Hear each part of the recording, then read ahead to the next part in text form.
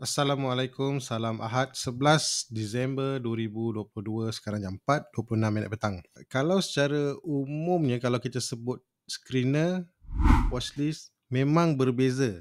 Tapi saya percaya masih ramai lagi yang keliru. Mana satu nak buat dulu, screener ke nak buat watchlist ke?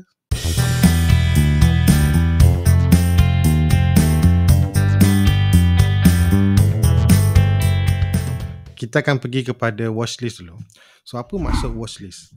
Watchlist seolah-olah watchlist menggambarkan yang kita dah tahu apa yang kita nak cari, kemudian kita jadikan dia dalam satu watchlist. Kalau dalam TradingView ni kita boleh bagi nama apa-apalah. Kat sini dia panggil dia tak panggil watchlist, dia panggil apa ni, lupa lah pula. List lah, lebih kurang senang cerita watchlist lah.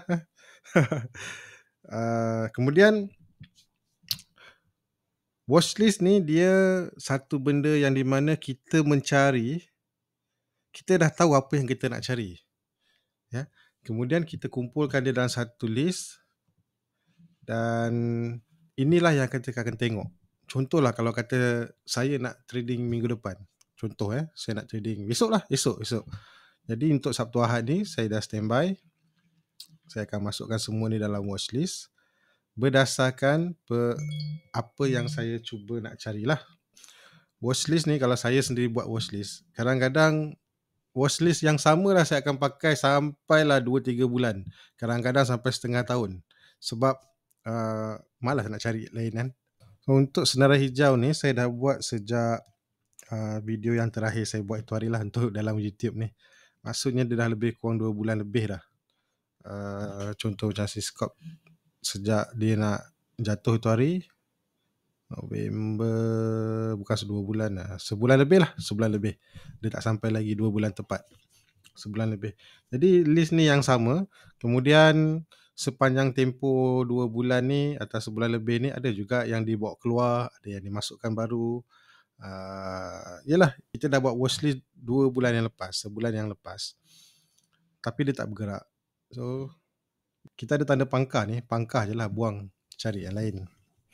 So ini kita panggil the watchlist. Okay. Kita ke screener pula. Screener, scanner, filter. Tiga-tiga ni kalau kita dengar, maksudnya tetap sama. Dia tak adalah screener tu lain, scanner tu lain, filter tu lain. Semua sama lah. Maksudnya kat sini, daripada contoh saya ambil volume leaders, maknanya stok hari Jumaat lepas yang ada volume bergerak, sama ada naik atau turun, ada 952 stok. Daripada semua-semua ni, untuk kita jadikan dia sama ada kita nak terus trade ataupun kita nak jadikan dia watchlist, kenalah tengok satu-satu. Proses dia kena tengok satu-satu. Dan pada sini, kalau kata kita berminat dengan ni dan kita right click, taruhlah dia dalam watchlist. Tujuan sebenarnya screener ni, kita nak filter atau kena nak tapis berdasarkan apa yang kita dah belajar sebelum ini. Okay, dia bukannya screener ni, contohlah kalau saya bagi volume leaders yang selalu saya buat. Okay, volume leaders pula, volume power, dan saya tunjuk dia punya setting dia. Okay. Bila saya tunjuk benda ni dan awak pakai, tanpa awak tahu macam mana nak guna dia dan apa benda yang nak dicari, screener ni, filter memang macam ni, akan jadi sia-sia. Takkan memberi sebarang manfaat pun. Okay. Tapi kalau kata awak faham kenapa benda ni dibuat, filter ni dibuat, apa tujuan dia, dan bila nak pakai, atau jadikan dia sebagai watchlist. Sebagai contoh, volume power ni saya dah begitu banyak kali, gunanya lebih kepada waktu market tengah jalan. Memang tujuan dibuat volume power ni untuk digunakan setiap hari. Maksudnya saya tak ada watchlist lagi, jadi saya cuma nak guna setiap hari, dan benda ni bila nampak dia bergerak, tindakan dibuat pada hari yang sama. Kalau masih sempat, kalau tak sempat, boleh tunggu esok. So bila esok tu, kita dah mungkin cara entry-nya dah berbeza lah. Punya screener. Contoh lagi, kalau kata saya ambil screener yang intraday petang. Okay. Dan saya tunjuk dia punya filter ni. Semua screener yang dalam ni, semuanya saya dah bagi. Semuanya ada kat dalam YouTube ni. Kalau tak ada pun ada kat dalam Facebook saya. Contohlah macam ni intraday petang. Okay, awak pun ambil satu-satu semua isi, lepas tu dapat. Contohlah dapat. Bila dapat, lepas tu nak buat apa? Kalau sekadar dapat filter saja ni, tapi tak tahu macam mana nak gunakan dia, nanti dia akan jadi macam ni lah. Dia akan jadi banyak, berlambak-lambak.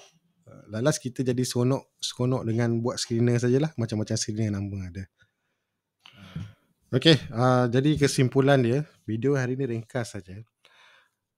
Macam apa beza screener dengan watchlist?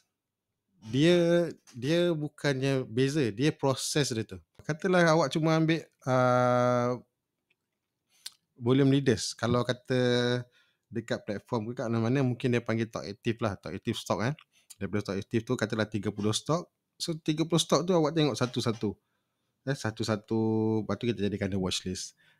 Kalau tidak, contohlah macam ni, katalah MACD ni, saya cuma nak cari yang cukup syarat dia, dan kalau saya nampak cantik, saya jadikan dia watchlist.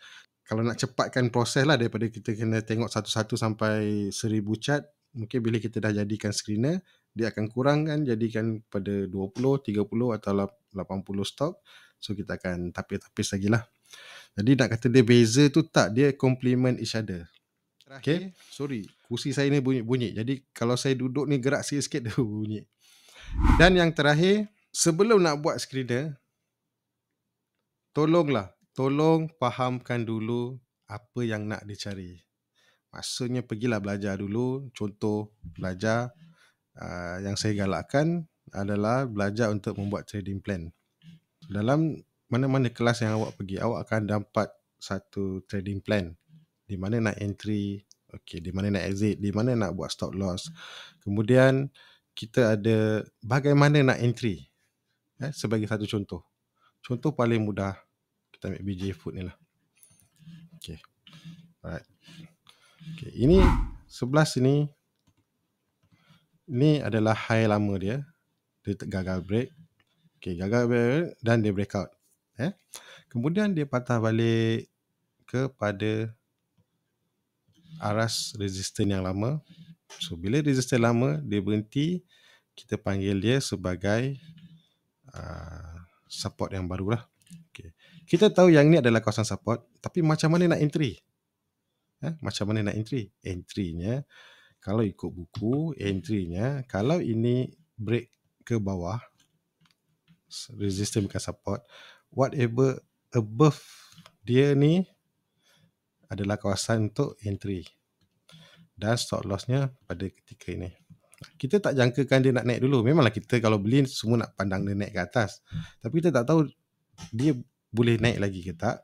Cuma kita boleh taruh risiko kita kat sini dan kita tahu kat mana kita nak masuk. Uji Okay. Kalau kata awak belajar, saya jumpa satu trend dah cantik. Tak adalah cantik sangat trend ni. Dia dah berbanding dengan yang ni, dia dah nampak moving average dah nampak okey lah. Kemudian saya nampak ada doji. So, secara umumnya doji, kalau kata nak entry-nya above doji, stop loss-nya bawah doji. Okay. Contoh mudah. Entry-nya above doji, stop loss-nya bawah doji. Kalau tak pun, mana swing low terdekat sini ataupun resistance become kemungkinan jadi support. Okay. Bila dah faham yang ni, maksudnya awak dah ada cara nak entry trading plan lah, saya panggil trading plan. Barulah kita pergi kepada screener. Bukan. Barulah kita pergi nak buat watchlist. So bila nak buat watchlist, nak menyenangkan buat watchlist, barulah kita pergi kepada screener. Okay, faham? Okay, kita jumpa lagi. Assalamualaikum, bye-bye.